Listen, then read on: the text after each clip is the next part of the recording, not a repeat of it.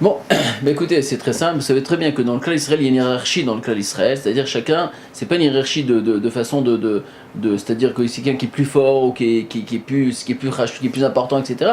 C'est une question de rôle. C'est-à-dire que Kadosh Baruch Hu, dans le clan Israël, il y a les 12 tribus d'Israël. Nous savons que dans le clan Israël, il y a les Kohanim, il y a les Lévim, il y a l'Israël. Et donc chacun, il a une autre fonction différente. Il a chacun une fonction différente, d'accord? Un tikkun différent, une fonction différente dans le clan Israël.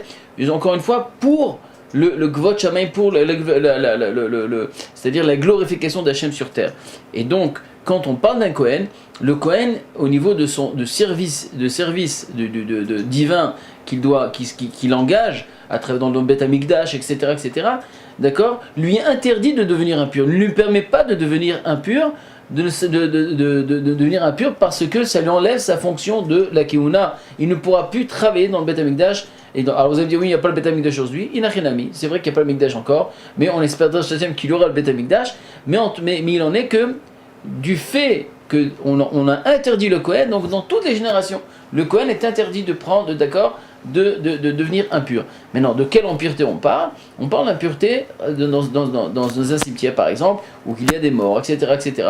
Et donc là-bas, dès qu'il s'approche d'un endroit, étant donné qu'il y a de l'impureté du niftar qui englobe l'endroit, et donc il ne peut pas s'approcher. Il y a même des grandes questions. Quand il y a un avion qui passe sous un cimetière, est-ce que l'impureté le monte jusqu'en haut, etc. Ce sont des grandes questions très importantes. Et donc, ce qu'il faut savoir, c'est que le Kohen n'a pas le droit de devenir impur suite à la fonction qu'Hachem lui a apportée. Voilà.